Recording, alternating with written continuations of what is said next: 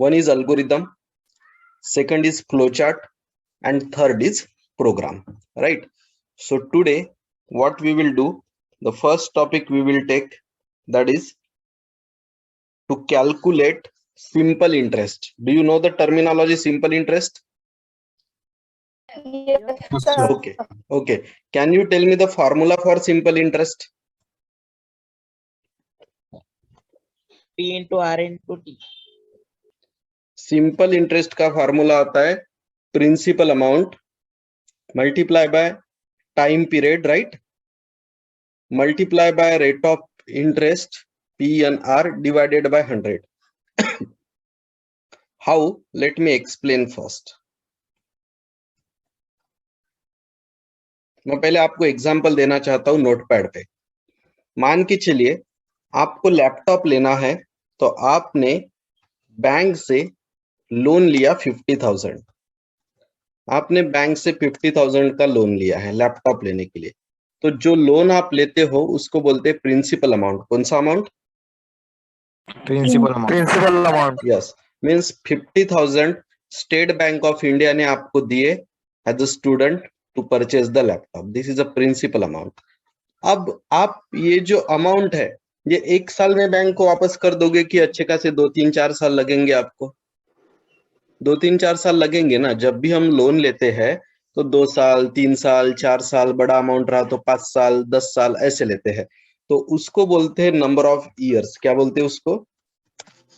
Number of year. Number of years, yes, Time उसी को time period भी बोला जाता है। तो मान के चलिए ये जो लोन आपको रीपे करना है, बैंक को वापस देना है, वो आप करने वाले हैं 4 सालों में। कितने सालों में? 4 years। यस, तो ये हो गया नंबर ऑफ ईयर्स, ठीक है। बाद में रहता है रेट ऑफ इंटरेस्ट, जिसको हम स्टैंडर्ड टर्मिनोलॉजी में ROI बोलते हैं, रेट ऑफ इंटरेस्ट। अब बैंक आपको 4 साल बाद 50,000 थोड़ी ना वापस लेगा, कुछ ना कुछ ज्यादा ही अमाउंट लेगा। तो उसको बोलते हैं, जो एक्स्ट्रा अमाउंट हमें लगता है उसे इंटरेस्ट बोलते हैं। वो उस इंटरेस्ट को कैलकुलेट करने का कुछ रेट होता है, that is called as rate of interest. मान के चलिए लैपटॉप का लोन है तो आपको 13.5% से मिला होगा। तो जितना अमाउंट बैंक आपको देती है उसको हम प्रिंसिपल अमाउंट बोलते हैं, जिसको मराठी में हम बोलते हैं मुद्दल, जो हमें मिला। नेक्स्ट आता है नंबर ऑफ ईयर्स, इसी को हम टाइम पीरियड बोलते हैं। ये वो ईयर्स होते हैं जितने सालों में हम बैंक को ये पैसा वापस लौटाने वाले हैं। बाद में आता है रेट ऑफ इंटरेस्ट। अब बैंक अपने से कोई इंटरेस्ट चार्ज करेगा एनुअली, वो रहेगा 13.5%। अब मुझे कैलकुलेट करना है सिंपल इंटरेस्ट। क्या कैलकुलेट करना है? Simple interest. उसका फॉर्मूला होता है principal amount multiply by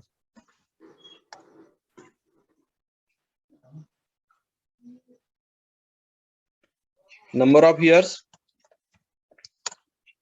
multiply by rate of interest divided by 100।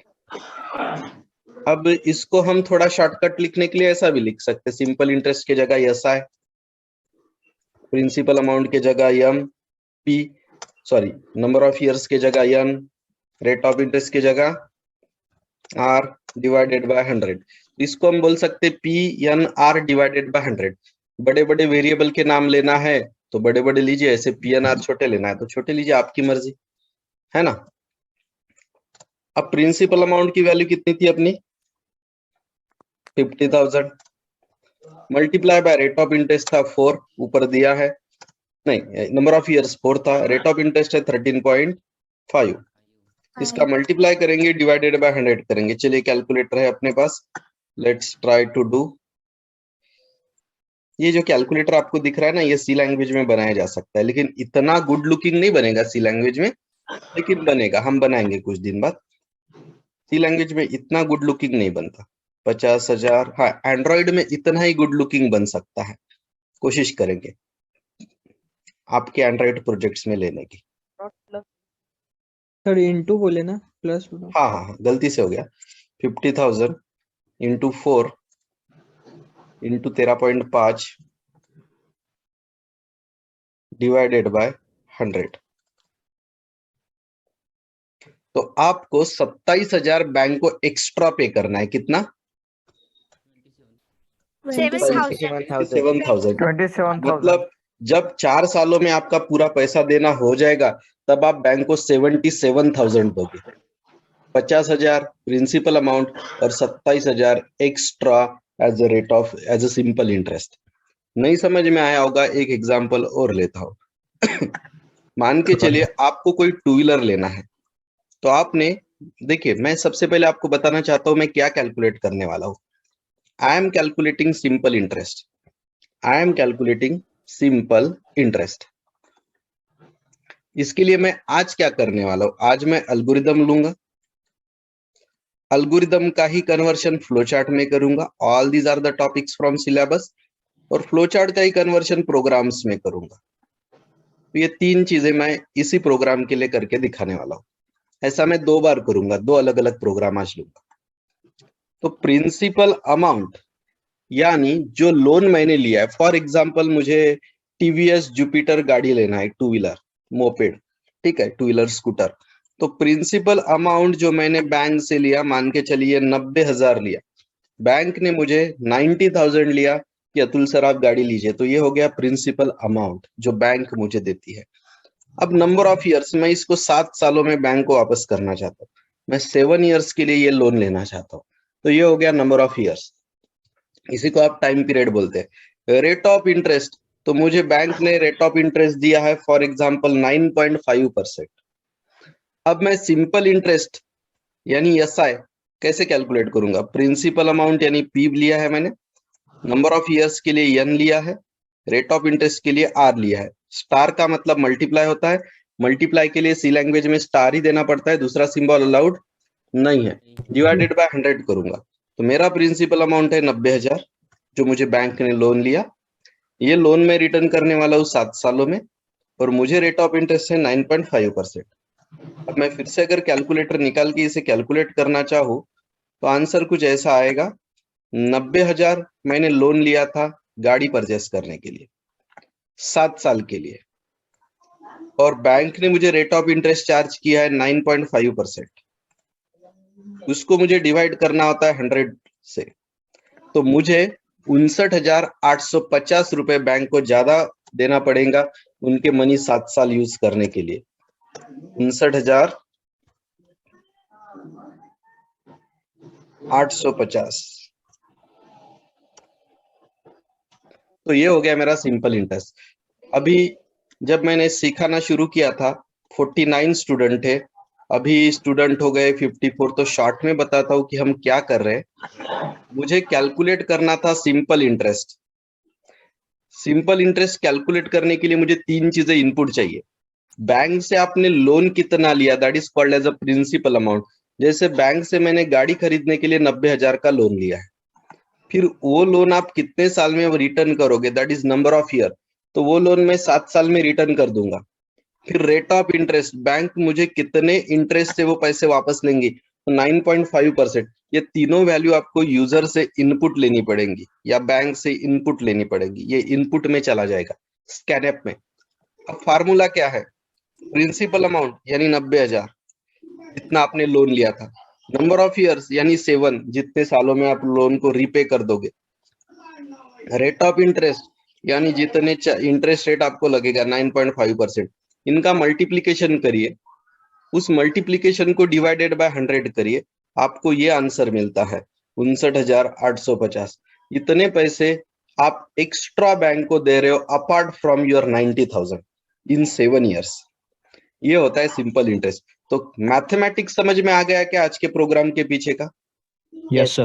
Yes, sir. So shall I move to the algorithm then? Yes, sir. Sir. सबसे पहले मैं आपको अल्गोरिदम की डेफिनेशन समझाता हूँ कि अल्गोरिदम क्या है।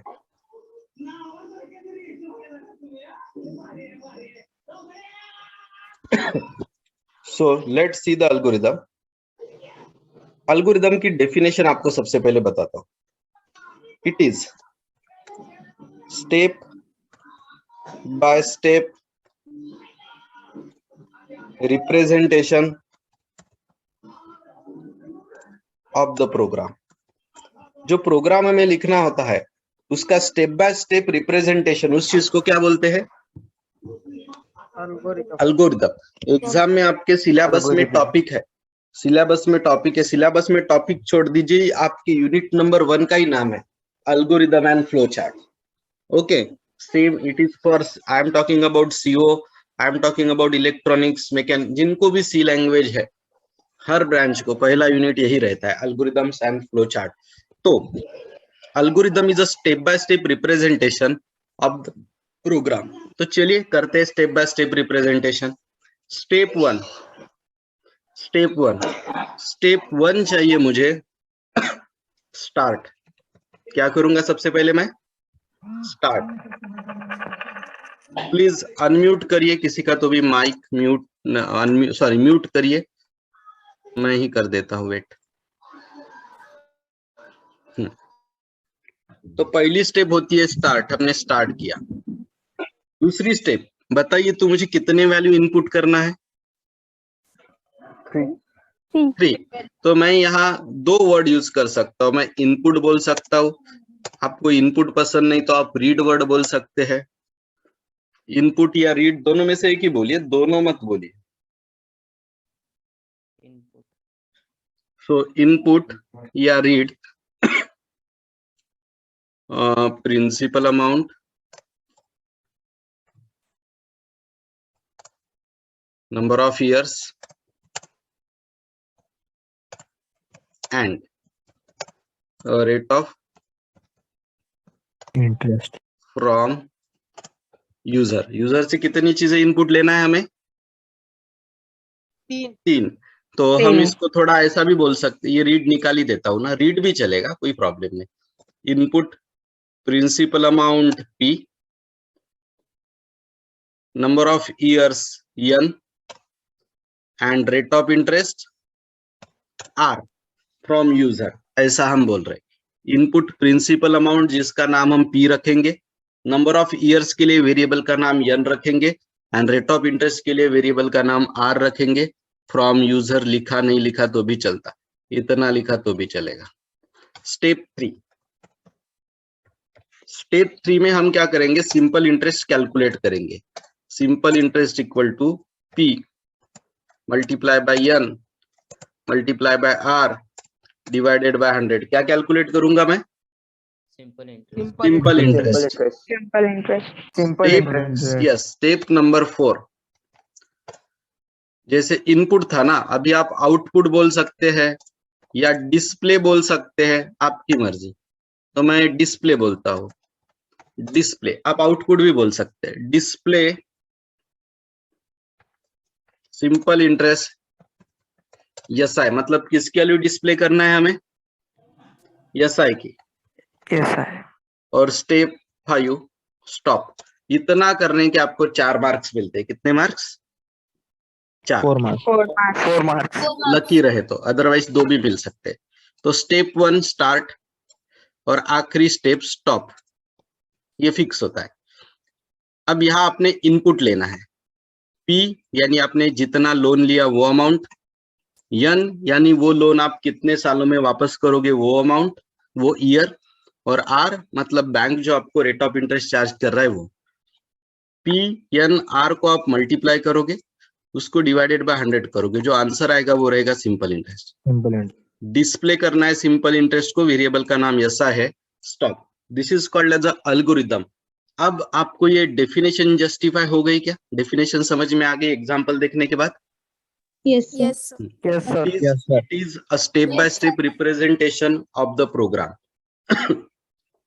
और ये एल्गोरिदम का एग्जांपल मानेंगे हम इसको। This is a example of algorithm. अब मैं फ्लो चार्ट के तरफ चलता हूँ। मैं ये भी बता देता हूँ आपको कि ये स्टेटमेंट्स सी लैंग्वेज में कैसे क्या होते हैं। मतलब ये स्टेटमेंट जब हम सी लैंग्वेज में कन्वर्ट करते हैं तो कौन सी चीज के लिए कौन सा सिंबल आता है मैं बताता हूँ। ये जो स्टार्ट है ना, ये स्टार्ट अपने प्रोग्राम में कैसे दिखाया जाता है पता है क्या? वॉइड मेन के बाद का ओपनिंग करली ब्रैकेट।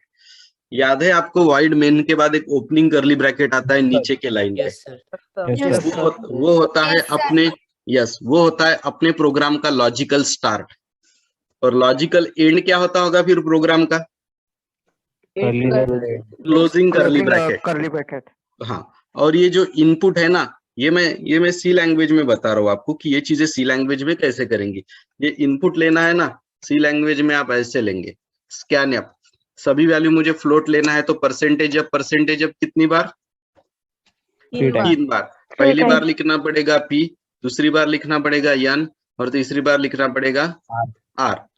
अब मैं बताना चाहता हूँ जो स्टूडेंट्स का आज फर्स्ट डे है तो थोड़ा पेशेंस रखिए, आज बैच का 5th डे चल रहा है ना, तो आप थोड़ा पीछे छूट गए हैं, लेकिन टेंशन लेने की जरूरत नहीं है। व्हाट्सएप ग्रुप पे जितना अभी तक हुआ है सिर्फ कल का छोड़ के पूरे रिकॉर्डिंग्स अवेलेबल है, और वैसे भी कल का एंड्रॉइड था, उससे इसका कोई लेना देना नहीं, तो जितना सी लैंग्वेज हुआ है ना उसका रिकॉर्डिंग अवेलेबल है, आज का भी रिकॉर्डिंग आएगा। जिन्होंने व्हाट्सएप ग्रुप डिले ज्वाइन किया है उनके लिए आज बैच होने के बाद एक बार फिर से पूरे रिकॉर्डिंग सीक्वेंस से डाल देता हूँ, उसको शांति से देखिए, कल के बैच में जब आएंगे तो ऑटोमेटिक आपका कॉन्फिडेंस बढ़ा रहेगा। लेकिन आज नहीं समझ रहा तो 2 चीजें गलती से भी मत करिए। नंबर 1 कि पहले रिकॉर्डिंग देख लेते हैं कल से बैच को आएंगे, ऐसा मत सोचिए। जितना 10-15% समझ रहा वो अटेंड करिए, नहीं तो फिर से एक रिकॉर्डिंग पेंडिंग हो जाएगा आपके नाम की। तो कंटिन्यू रखना है, भले ही 10% समझे।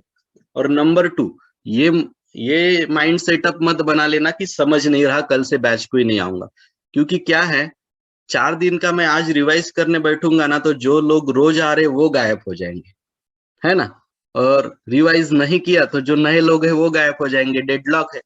तो इसीलिए रिकॉर्डिंग हमेशा देता हूं मैं डेमो पीरियड का, वो अवेलेबल है बैच में, जो सिखाया है वो बैच के बाद उसको आराम से देख लीजिएगा। तो स्कैनअप में ऐसा लिखना पड़ता है। मैंने परसेंटेज अब 3 बार क्यों लिखा होगा? 3 वैल्यू मुझे चाहिए, p n r। ओके, और इस साइन को बोलते हैं एड्रेस। पहली वैल्यू p के मेमोरी एड्रेस पे रखिए, दूसरी n के मतलब मैं बोल रहा हूँ कि ये स्टेटमेंट स्टार्ट सी लैंग्वेज में कर्ली ब्रैकेट से रिप्रेजेंट होता है, ये वाला स्टॉप क्लोजिंग कर्ली ब्रैकेट से रिप्रेजेंट होता है, ये इनपुट स्टेटमेंट स्कैनअप से रिप्रेजेंट होता है। ये फार्मूला एज इट इज रहेगा, फार्मूला जो एल्गोरिदम में है वैसे के वैसा वो किस में दिखेगा? सी लैंग्वेज में, उसमें डिफरेंस नहीं है। अच्छा, और डिस्प्ले के लिए क्या यूज करूंगा मैं सी लैंग्वेज में? Print F. देखिए प्रिंट ऐप, और एक ही आंसर आने वाला है तो परसेंटेज अब कितनी बार? एक बार, और उस आंसर का नाम है यस है ना। यहाँ एड्रेस का साइन देना पड़ता है क्या?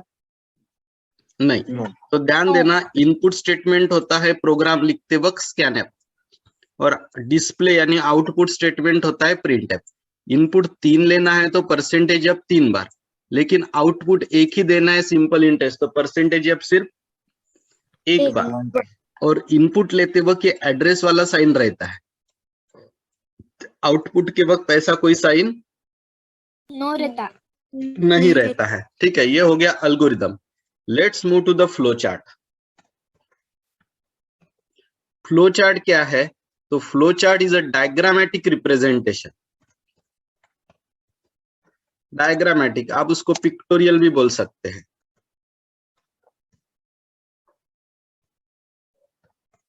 Pictorial representation of the program. It is diagrammatic or pictorial representation of the program. चलिए फ्लो चार्ट ड्रॉ करके बताता हूँ, फ्लो चार्ट का एग्जांपल देता हूँ। Example of flow chart for the same.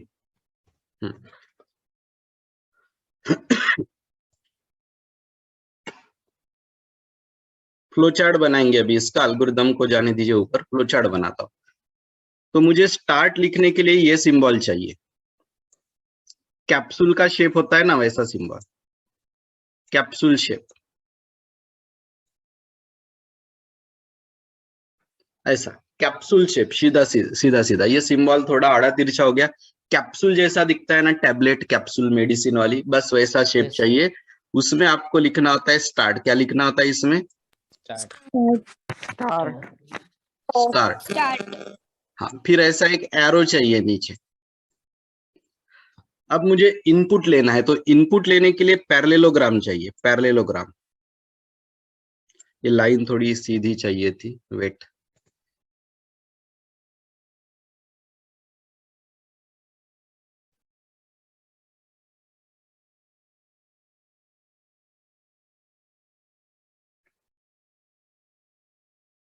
Parallelogram, इससे आप इनपुट दिखा सकते हो, इनपुट। यहां मैं लिखूंगा input.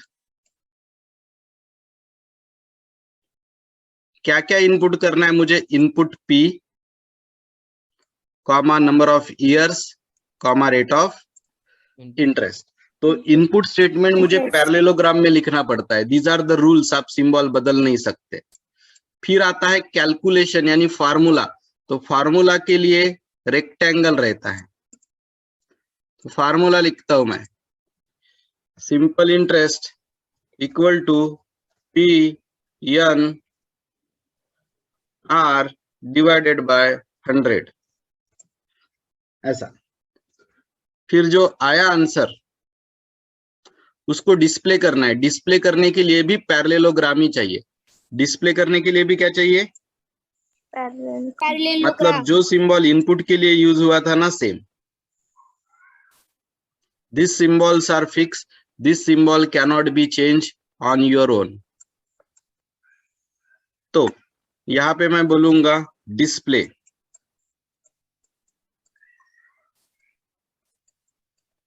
Simple interest, and last step is stop. Stop के लिए फिर से कैप्सूल वाला शेप। डिफिकल्ट है कि सिंपल है फ्लो चार्ट? सिंपल है यस, सर। Very good. तो स्टार्ट के लिए कैप्सूल शेप, स्टॉप के लिए भी कैप्सूल शेप, उसी को टर्मिनेटर बोला जाता है। ओके, जनरल नॉलेज के तौर पे पूछता हूँ, विच इंडियन स्पिनर, जो शायद अभी रिटायर हो चुका है, आईपीएल खेलता है अभी भी, which Indian spinner was popularly known as a terminator? Harbhajan Singh. Very good, perfect. Harbhajan Singh, Indian off spinner, popularly known as a terminator. ये टर्मिनेटर नाम उसको तब दिया गया था जब India versus Australia test series चल रही थी। 3 टेस्ट मैच की सीरीज थी, उसमें अकेले ने 33 विकेट्स लिया था। तो टर्मिनेटर का मतलब होता है जो फिनिश करता है, टर्मिनेट करता है, एंड करता है। उस सीरीज में ऐसे था कि उसने पहली विकेट ली कि टीम खत्म करके रुक जाता था। 7-7, 8-8 विकेट्स पर इनिंग उसने लिए थे। ठीक है, एक इनिंग तो ऑस्ट्रेलिया की हुई नहीं थी, मतलब 5 इनिंग हुई थी। 5 इनिंग मतलब 50 विकेट्स थे, 50 में से 33 अकेले ने लिए थे। सो टर्मिनेटर हरभजन सिंह। ठीक है, तो जो सिंबल स्टार्ट और एंड यानी टर्मिनेशन पे रहते हैं वो कैप्सूल शेप है, उसमें आपको स्टार्ट और स्टॉप लिखना पड़ता। इनपुट और आउटपुट के लिए कौन से सिंबल है? इनपुट और डिस्प्ले के लिए पैरेललोग्राम, उसमें आप इनपुट और आउटपुट लिखोगे। और कैलकुलेशन के लिए रहता है रेक्टेंगल, उसको प्रोसेसिंग बॉक्स के नाम से जाना जाता है। ठीक है, तो एल्गोरिदम और फ्लोचार्ट समझ में आया होगा। तो shall I move to the program? Yes sir. Yes sir. आप ये जो चीज यहाँ पे स्क्रीन पे अभी है उसका आप स्क्रीनशॉट ले सकते हो, it will help you. Wait, थोड़ा स्क्रीनशॉट बराबर पोजीशन लाने दो मुझे। Now take. हो गया सर। हो गया, ठीक है। तो प्रोग्राम भी ऑलमोस्ट मैंने लिख के दे दिया इधर। अब उस दिन हमने ऑनलाइन कंपाइलर में प्रोग्राम रन किए थे, आज भी ऑनलाइन कंपाइलर में ही करता हूँ, फिर कल से लैपटॉप में करके दिखाता हूँ। ठीक है, ऑनलाइन कंपाइलर इसलिए यूज कर रहा हूँ क्योंकि आई बिलीव मैक्सिमम स्टूडेंट्स, आप फर्स्ट ईयर के होने की वजह से आपके पास लैपटॉप होने के चांसेस थोड़े कम है ना। तो मैं चाहता हूँ कि आप मोबाइल में भी रन कर पाओ, और कल मैं फिर लैपटॉप में विदाउट ऑनलाइन कंपाइलर कैसे रन करना हो सिखा दूंगा। तो ऑनलाइन सी कंपाइलर के तरफ मैं जाता हूं। ये पहली लाइन लेना है, आपको चैट बॉक्स में भी इसकी लिंक शेयर करता हूं। ये जो मैं कर रहा हूं ये मोबाइल पे भी चलेगा और लैपटॉप पे भी चलेगा। तो बाय डिफॉल्ट इतना कुछ लिख के मिलता है आपको, इसको डिलीट कर दीजिए ऐसा माउस से सिलेक्ट करके, डिलीट। कोई जरूरत अपने को इन चीजों की नहीं है। नाउ मैं वन बाय वन प्रोग्राम शुरू करता हूँ। सबसे पहले आप आपके प्रोग्राम फोन में कैसे क्लिक करना पड़ता है? फोन में ये जो लिंक मैंने दी है ना, ये लिंक आप आपके मोबाइल में ओपन करिए ना, उसके नेट शुरू रखिए और ये लिंक मोबाइल में ओपन करिए, हो जाएगा।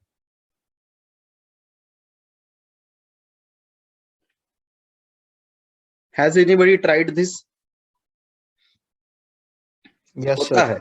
ये लिंक मोबाइल में टैप करिए, आप खुद को लिंक भेज दीजिए, व्हाट्सअप कर दीजिए किसी को, उसके ऊपर टैप करिए, ये लिंक ओपन हो जाएगी। सिर्फ मुझे लैपटॉप में मैं फास्ट टाइप कर सकता हूँ, मोबाइल में थोड़ा थोड़ा थोड़ा थोड़ा करना पड़ेगा, but something is better than nothing, है ना। तो सबसे पहले हेडिंग। हेडिंग हमेशा स्लैश और स्टार से शुरू होता है। कैसे शुरू होता है? Slash or star. हाँ, ये स्लैश की डायरेक्शन और स्टार की डायरेक्शन कुछ दिन बाद आप लोग बदल देते हो, ऐसा कर देते हैं, और ये ऐसा करने से फिर आपके मार्क्स कितने हो जाते हैं?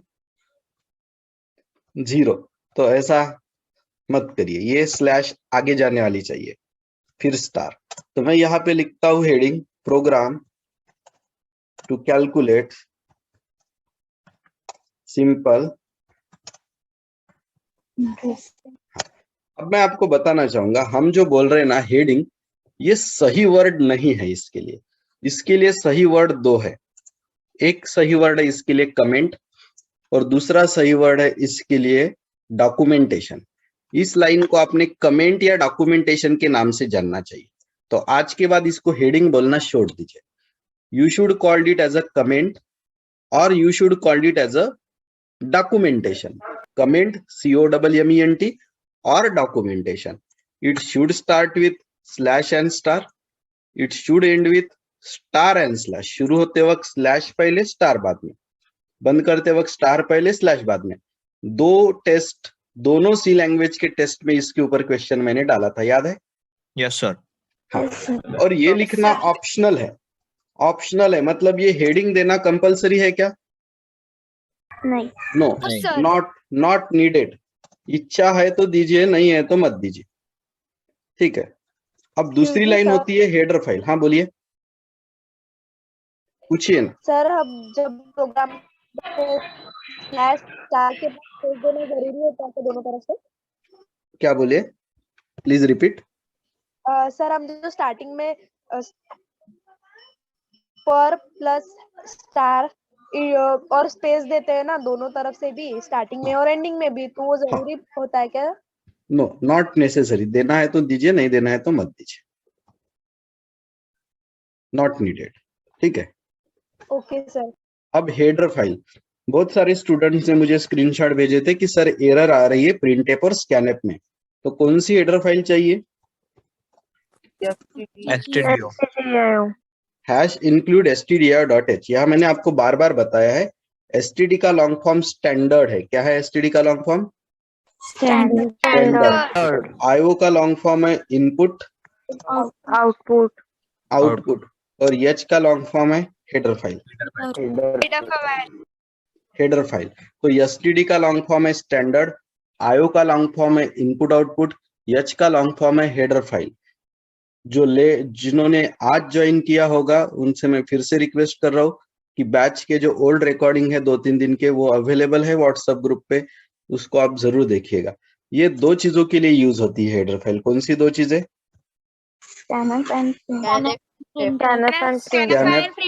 यस, स्कैनएफ यानी इनपुट स्टेटमेंट और प्रिंटएफ यानी आउटपुट स्टेटमेंट, ठीक है। हाँ, जब आप ऑनलाइन कंपाइलर यूज कर रहे हो तो आप ये हेडर फाइल मत लीजिए please.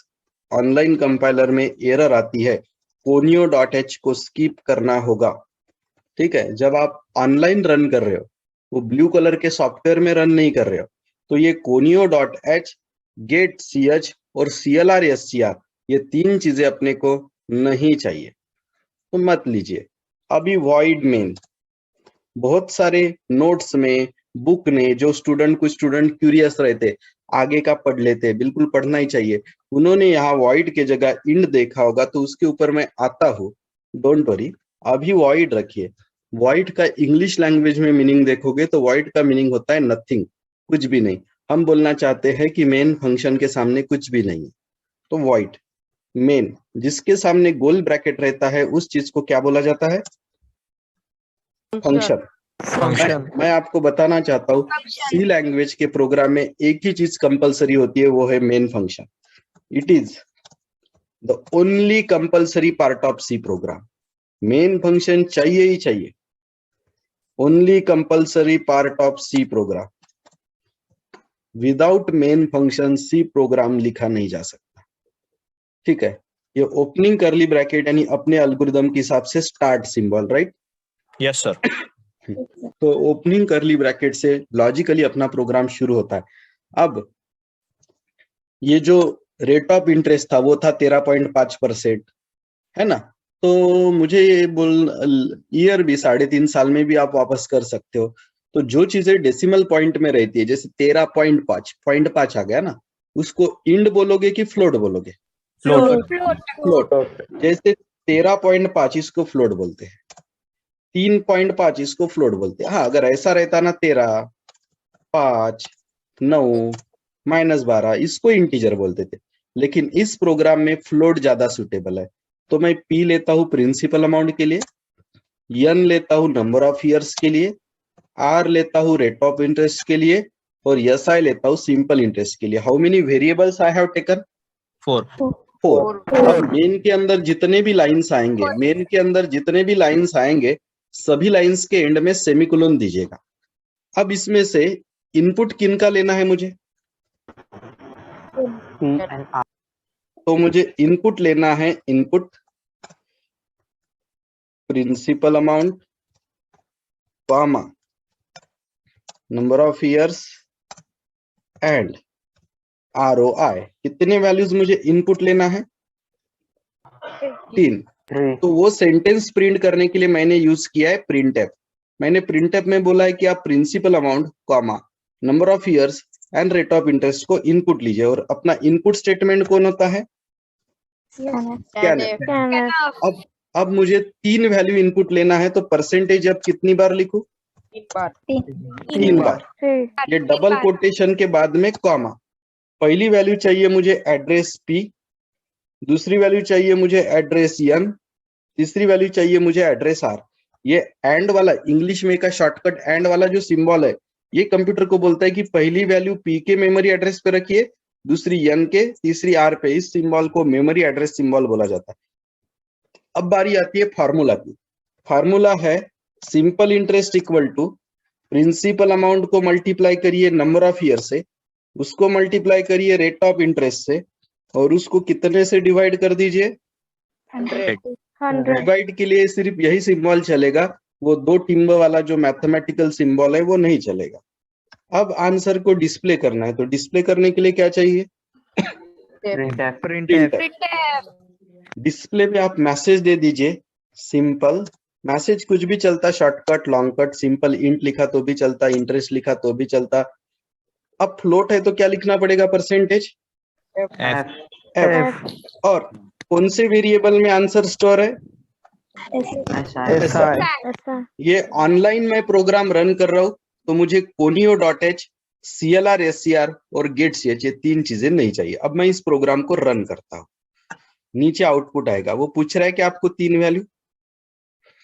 Yes, sir.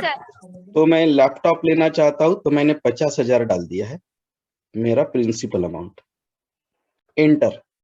Number of years मैं लेना चाहता हूं 4 साल के लिए, 4। और रेट ऑफ इंटरेस्ट मुझे लग रहा है सपोज 13.5%। इंटर। तो कितने रुपए मेरे एक्स्ट्रा जा रहे? 27,000 में सिंपल इंटरेस्ट पे करूंगा। और फ्लोट वैल्यू में पॉइंट के बाद कितने डिजिट आते हैं गिनिए? 6। मैं चेंज भी कर सकता हूँ, फिर से रन करेंगे, दूसरे वैल्यूज देंगे। मुझे जुपिटर लेना था, 90,000 मेरा लोन अमाउंट था, 7 साल में वापस करने वाला हूँ, और 9.5 मेरा रेट ऑफ इंटरेस्ट। 59,000 कुछ तो भी आना चाहिए। आ गया 59,850 रुपए। So I will explain this program in short and we will change the program. Rather than इसी प्रोग्राम के ऊपर फोकस करने से कुछ नया प्रोग्राम लेंगे इसको एक बार एक्सप्लेन करने के बाद, ताकि आपको और डिफरेंट एंगल से ये चीज समझने का मौका मिले। तो इस लाइन के लिए मैंने अभी अभी आपको 2 स्टैंडर्ड नेम बताए, बताइए कौन से? Comment and destination. डॉक्यूमेंटेशन। इसको एक तो आप कमेंट बोलेंगे COMMENT, या इसको आप डॉक्यूमेंटेशन बोलेंगे DOCUMENTATION। तो ये एक तो कमेंट है या फिर ये डॉक्यूमेंटेशन भी है।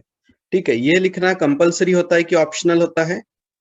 ऑप्शनल लिखा तो भी चलेगा। हाँ, ये लाइन डिलीट कर दी तो भी चलेगा। ये स्लैश और स्टार से शुरू होना चाहिए और ये स्टार और स्लैश से बंद होना चाहिए। ये एक हेडर फाइल होती है, इसका लॉन्ग फॉर्म होता है standard input output header file. ये हेडर फाइल अपने प्रोग्राम में 2 स्टेटमेंट को सपोर्ट करती है।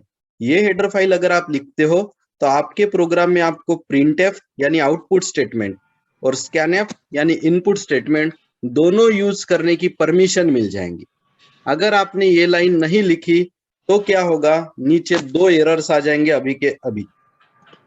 देखिए, पहली एरर आई है प्रिंटफ में, एक और एरर आई है स्कैनफ में। ये एरर इसीलिए आई है क्योंकि आपने वो लाइन डिलीट कर डाली है।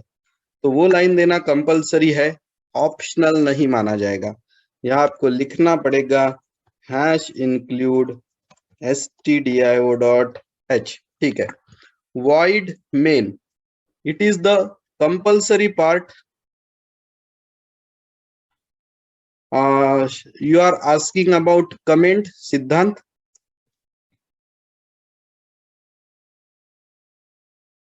सिद्धांत का क्वेश्चन आया है, डबल स्लैश दिया तो चलता क्या? ऑफ कोर्स, देखिए मैं आपको स्टेप बाय स्टेप हर चीजें सिखाऊंगा। आपका क्वेश्चन बिल्कुल सही है। ये कमेंट देने का एक और तरीका है। ऐसा कमेंट ना देते हुए आप ऐसा दे सकते हो, डबल स्लैश से शुरू करिए तो फिर एंडिंग सिंबल देने की जरूरत नहीं है। कौन सा सिंबल देने की जरूरत नहीं है? Ending symbol. ये भी चलता। There are different techniques use. Day by day हम उस सबको कवर करेंगे कि क्या क्या अल्टरनेटिव्स अवेलेबल है। तो स्लैश स्टार की जगह डबल स्लैश से शुरू किया तो चलता। In that case you shouldn't and them, automatic and हो जाता है लाइन खत्म होने के बाद। तो चलिए ऐसा रहने देते हैं। ये ओपनिंग, हाँ, main function is the only compulsory part of our program. इसके बगैर प्रोग्राम हो ही नहीं सकता। ओपनिंग करली ब्रैकेट से प्रोग्राम शुरू होता है, क्लोजिंग करली ब्रैकेट से बंद होता है। इस लाइन को बोला जाता है डिक्लेरेशन ऑफ वेरिएबल। मेन के अंदर जितने भी लाइन आते हैं, अपने मेन के अंदर 5 लाइन आपको दिख रहे होंगे, वो सभी सेमीकोलन से एंड होने वाले हैं। मैंने वेरिएबल्स के नाम, अब वेरिएबल के नाम अगर आपको ये पसंद नहीं है, आप प्रिंसिपल अमाउंट के लिए PR लेना चाहते हो, नंबर ऑफ ईयर्स के लिए NY लेना चाहते हो, रेट ऑफ इंटरेस्ट के लिए RI लेना चाहते हो, सिंपल इंटरेस्ट के लिए SI लेना चाहते हो तो चलेगा। ये जो प्रिंटफ में है ये मैसेज है, मैसेज हमेशा डबल कोट के अंदर चाहिए, ग्रीन कलर वाला। Input, principal amount, number of year and rate of interest. अब वेरिएबल के नाम इधर अगर ये है तो इधर भी यही चाहिए। फिर P के जगह भी PR करना पड़ेगा, N के जगह NY करना पड़ेगा, R के जगह RI करना पड़ेगा। स्कैनफ में %F का मतलब होता है फ्लोट, और 3 बार लिखने का मतलब होता है मुझे 3 वैल्यू इनपुट लेना है। और इस साइन को एड्रेस ऑफ ऑपरेटर बोला जाता है। ये सिर्फ स्कैनफ में चाहिए। अब आता है फार्मूला। ये फार्मूला है principal amount multiply by number of year multiply by rate of interest divided by 100। अब जो आंसर आया वो डिस्प्ले भी करना है, तो प्रिंटफ होता है। जो ग्रीन कलर में दिख रहा है डबल कोट में, वो मैसेज है सिंपल इंटरेस्ट इक्वल टू, और %F के जगह किसकी वैल्यू दिखेगी? SI की। वहां एड्रेस का सिंबल नहीं चाहिए, यहाँ एड्रेस का सिंबल नहीं चाहिए। अब इसको अगर आप रन करेंगे, जैसे मैंने 25,000 डाल दिया principal amount, number of years डाल दिया 5, रेट ऑफ इंटरेस्ट डाल दिया 13.2, ये आ गया आंसर। दिख रहा है कि simple interest equal to %F के जगह 16,500 दिख रहा है। आप इसको थोड़ा चेंज भी कर सकते हो अगर आपको ऐसा लिखना है। %, किसी का तो भी इको हो रहा है, प्लीज म्यूट रखिए।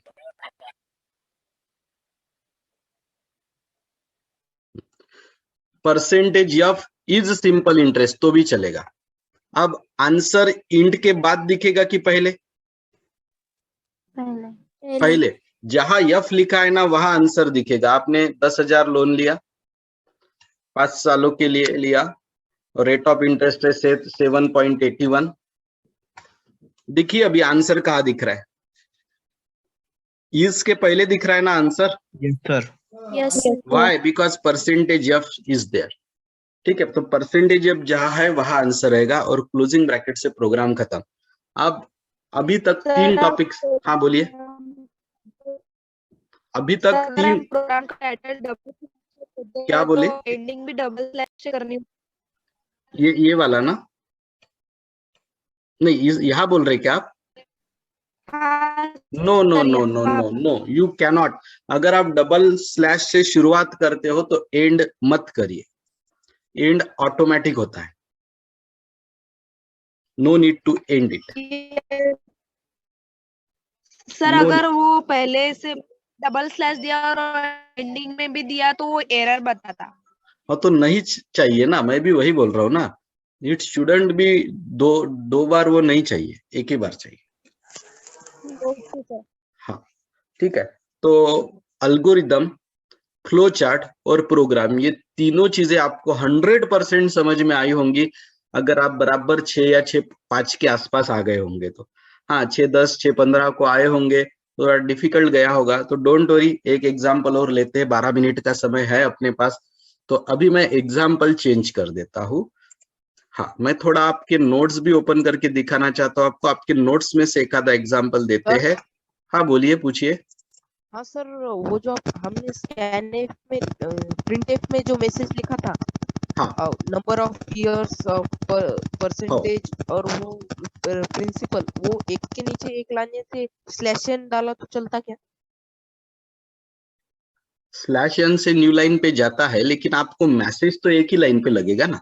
अगर आपकी इच्छा है कि मैसेज अलग अलग लाइन पे प्रिंट हो तो आप बैक स्लैश एन कर सकते हो।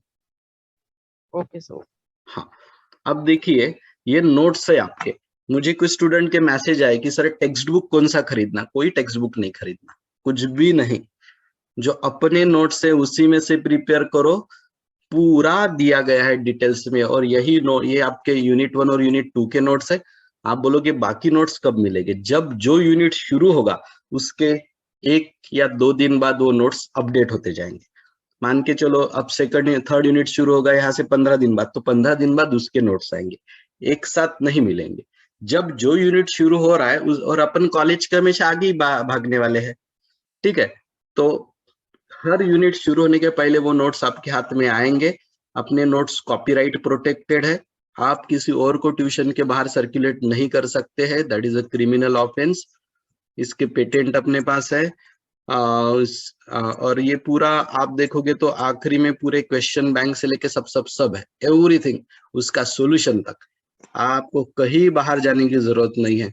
इस नोट्स के बाहर का एक क्वेश्चन एग्जाम में नहीं मिलेगा, इतना परफेक्ट वेल डिजाइंड है।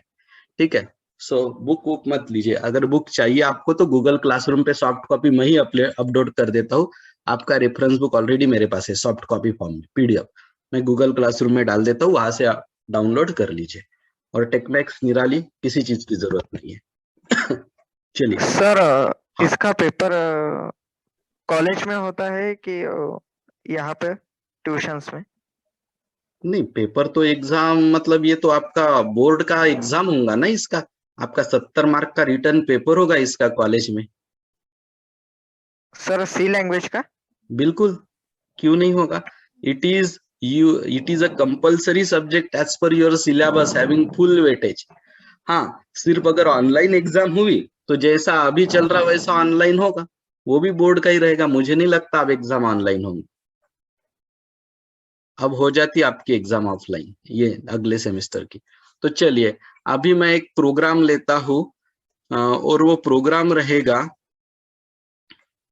To convert temperature from Fahrenheit. आपको पता है ना टेम्परेचर मेजरमेंट करने के यूनिट्स है, फ़ारेनहाइट, सेल्सियस, नाम सुना है?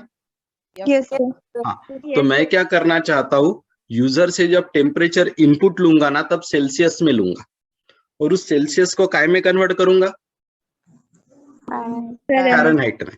तो अभी मेरे पास एल्गोरिदम और फ्लो चार्ट नोट्स में दिए हैं, वो आपको एक्सप्लेन करता हूँ और उसी को प्रोग्राम में कन्वर्ट करते हैं और फिर रुक जाते हैं। तो पहली स्टेप होनी चाहिए स्टार्ट, और इसी को फ्लो चार्ट में दिखाने के लिए ये सिंबल है। सिंबल समझ में आ गया स्टार्ट का? Yes sir. अब मुझे Yes, क्या sir. करना है, मुझे सेल्सियस का कन्वर्शन फ़ारेनहाइट में करना है। तो इनपुट सेल्सियस का लू की फ़ारेनहाइट का? सेल्सियस। इसको बोलना पड़ेगा read the value of Celsius C. Read के जगह आप इनपुट वर्ड का भी यूज कर सकते हो, टेक वर्ड का भी यूज कर सकते हो, TAKE। तो आप बोलेंगे रीड वैल्यू ऑफ सेल्सियस, मतलब सेल्सियस की वैल्यू इनपुट लीजिए सी की। तो आपने लिखा है इनपुट सी, और आपको मैंने अभी थोड़ी देर पहले बताया इनपुट लेने के लिए कौन सा सिंबल चाहिए, पैरेललोग्राम। पैरेललोग्राम। दूसरा कोई सिंबल अलाउड नहीं है। फिर आता है फार्मूला। फार्मूला में हमें फ़ारेनहाइट कैलकुलेट करना है। तो ये फार्मूला मैथमेटिकल फार्मूला है, इसका लॉजिक समझाने की कोई जरूरत नहीं। फार्मूला जैसे फिजिक्स के फार्मूले होते हैं वैसा ये फार्मूला है। Fahrenheit equal to 1.8 multiply by Celsius वाला temperature plus 32। This is a formula. जो सेल्सियस का टेम्परेचर होता है ना C, जो हम इनपुट लेंगे, मान के चलिए आपने सेल्सियस का इनपुट लिया है 40 डिग्री, तो उस 40 को 1.8 से मल्टीप्लाई किया जाएगा, जो आंसर आएगा उसमें 32 ऐड किया जाएगा, और वो रहेगा आपका टेम्परेचर इन फ़ारेनहाइट। उसको फिर आउटपुट कर दीजिए, और लास्ट स्टेप स्टॉप। तो स्टार्ट और स्टॉप के लिए कैप्सूल शेप, उसके बाद में इनपुट और आउटपुट के लिए पैरेललोग्राम, और कैलकुलेशन के लिए रेक्टेंगल, और बाकी ये नीचे नीचे आने वाले एरो, ये सिंबल्स फिक्स है, ये सिंबल को आप बदल नहीं सकते। तो शॉर्ट में एल्गोरिदम फ्लो चार्ट एक साथ समझा देता हूँ। पहली स्टेप होती है स्टार्ट। आप जो मेरे लेफ्ट हैंड साइड में इंग्लिश में देख रहे हो ये एल्गोरिदम है, राइट साइड में जो डायग्रामेटिक फॉर्म में देख रहे हो वो फ्लो चार्ट है। तो पहली स्टेप होती है स्टार्ट, इसको कैप्सूल शेप में लिखना पड़ता है। दूसरी स्टेप होता है रीड। रीड यानी इनपुट, मैंने सेल्सियस की वैल्यू इनपुट लेना चाहिए। तीसरी स्टेप होती है कि आप फार्मूला लिखिए, Fahrenheit equal to 1.8 multiply by Celsius plus 32। इससे सेल्सियस का टेम्परेचर फ़ारेनहाइट में कन्वर्ट हो जाएगा। तो कैलकुलेशन के लिए रेक्टेंगल चाहिए। चौथी स्टेप होती है डिस्प्ले। डिस्प्ले यानी आउटपुट। आउटपुट करने के लिए पैरेललोग्राम चाहिए, और फिर स्टॉप। तो स्टार्ट और स्टॉप कैप्सूल में, इनपुट और आउटपुट पैरेललोग्राम में, और कैलकुलेशन रेक्टेंगल में। Let's convert it into the program. Program में कन्वर्ट करना आसान है। ये पूरा डिलीट कर देता हूं एक बार। सबसे पहली लाइन कमेंट, तो चलिए डबल स्लैश वाला सिंबल यूज करते हैं। इस लाइन को बोला जाता है COMMENT कमेंट, और इसी लाइन को बोला जाता है डॉक्यूमेंटेशन, DOCUMENTION। ये लाइन लिखना ना लिखना ऑप्शनल है। मैं यहाँ लिखता हूं program to convert temperature from Celsius to फ़ारेन।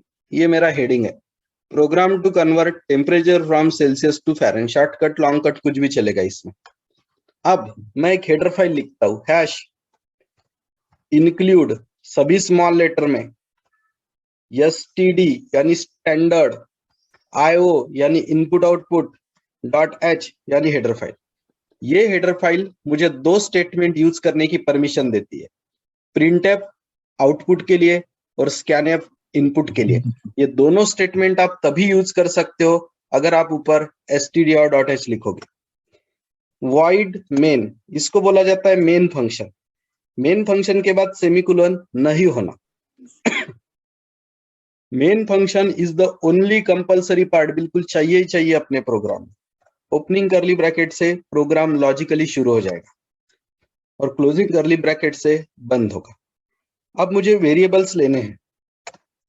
Temperature ऐसी क्वांटिटी है जो जनरली पॉइंट में आती है, 33.5 डिग्री, 29.2 डिग्री, 98.5 फ़ारेनहाइट। तो फ्लोट लेना ज्यादा बेहतर है क्योंकि आंसर पॉइंट में आता है। तो मैं सेल्सियस के लिए CEL ले लेता हूं और फ़ारेनहाइट के लिए FRN ले लेता हूं। आपको ये नाम पसंद नहीं आए तो सेल्सियस के लिए C लीजिए, फ़ारेनहाइट के लिए F लीजिए, मर्जी आपकी। सेमीकोलन। इस लाइन को बोला जाता है डिक्लेरेशन ऑफ वेरिएबल। प्रिंटफ में मैं मैसेज देता हूं कि इनपुट टेम्परेचर इन सेल्सियस। मैं यूजर को किस यूनिट में टेम्परेचर इनपुट मांग रहा हूं? सेल्सियस। अब सेल्सियस का स्पेलिंग सेल लिखिए, सेल्सियस लिखिए, कुछ ये मैसेजेस में स्पेलिंग की गड़बड़ी चल जाती है। पूरा लिखना है तो पूरा लिखिए, CLCIUS आपकी इच्छा। स्कैनफ। पिछले प्रोग्राम में मुझे 3 वैल्यू इनपुट लेना था, P, N, R। इस प्रोग्राम में सिर्फ कितनी वैल्यू इनपुट लेना है? 2 एक। तो परसेंटेज अब कितनी बार लिखूं? सिर्फ 1 टाइम। One time. और वो वैल्यू लेना है मुझे एड्रेस का सिंबल और सेल। काय की वैल्यू इनपुट लेना है? सेल की। इधर सेल अगर स्मॉल लेटर में है तो इधर भी सेल स्मॉल लेटर में चाहिए। ये सेल कैपिटल क्यों लिखा? तो कुछ नहीं, वो मैसेज है, वो स्मॉल कैपिटल कैसे, ग्रीन कलर वाले मैसेज होते हैं, वो कैसे भी लिखो, कुछ प्रॉब्लम नहीं। ठीक है, सेल की जगह वहां पुष्पा भी लिखा तो कोई फर्क पड़ने वाला नहीं है। अब हम अपना कैलकुलेशन करते हैं। FRN फ़ारेनहाइट का कैलकुलेशन क्या है? 1.8 लीजिए, उसको मल्टीप्लाई बाय सेल्सियस कर दीजिए, जो आंसर आएगा उसको +32 कर दीजिए। This will give you temperature in Fahrenheit. अब डिस्प्ले करने की बारी। Printf TEMP in Fahren equal to float है तो क्या चाहिए? Percentage F। और वेरिएबल का नाम लिया है FRN सेमीकोलन। रन करता हूं, एक्सप्लेन करता हूं और 7 बजे रुक जाएंगे। इनपुट टेम्परेचर इन सेल्सियस, मान के चलिए आज का टेम्परेचर होगा 22.45 डिग्री सेल्सियस। ये हो गया सेल्सियस। तो फ़ारेनहाइट में कितना हो रहा है वो? 72.41 Yes. So this line is called as a comment or documentation. ये डबल स्लैश से शुरू होती है, एंडिंग सिंबल देने की जरूरत नहीं है। इसको बोलते हैं इंक्लूडिंग द हेडर फाइल। ये हेडर फाइल प्रिंटफ और स्कैनफ को यूज करने की परमिशन देती है। वॉइड मेन कंपलसरी है। Opening curly bracket is a logical starting of the program, closing curly bracket is the logical ending of our program. Main के अंदर जितने भी लाइन आएंगे सभी सेमीकोलन से खत्म होंगे। जैसे इंग्लिश में फुल स्टॉप से होता है, सी लैंग्वेज में सेमीकोलन। यहाँ वेरिएबल का नाम आपको सेल और फ़ारेन पसंद नहीं आया होगा तो CE और FR लिया तो भी चलेगा। फ्लोट का मतलब होता है वैल्यू पॉइंट में रहेंगे। प्रिंटफ मैसेज डबल कोट के अंदर चाहिए, इनपुट टेम्परेचर इन सेल्सियस। अब मुझे एक ही वैल्यू इनपुट लेना था CE की, अभी CE है तो यहाँ पे भी CE, स्मॉल लेटर है तो यहाँ पे भी स्मॉल लेटर। अब मुझे एक ही वैल्यू इनपुट लेना है तो परसेंटेज ऑफ एक बार। जब पिछले प्रोग्राम में 3 वैल्यू लेना था तो परसेंटेज ऑफ 3 बार था। ये परसेंटेज ऑफ डबल कोट में चाहिए, कॉमा डबल कोट के बाहर चाहिए। इस सिंबल को बोला जाता है एड्रेस। एड्रेस का सिंबल सिर्फ स्कैनफ में रहता है। अब हमें FRN की वैल्यू कैलकुलेट करना है। FR की वेरिएबल का नाम FR हो चुका है। 1.8 को C से मल्टीप्लाई करिए, +32 करेंगे, आपको फ़ारेनहाइट मिल जाएगा। आउटपुट के लिए प्रिंटफ यूज होता है, इनपुट के लिए स्कैनफ। ये मैसेज है, मैसेज कुछ भी चलेगा। टेम्परेचर इन फ़ारेनहाइट ना लिखते हुए आप अगर टेम्परेचर इन ऑस्ट्रेलिया लिखोगे तो भी कुछ फर्क नहीं होने वाला है।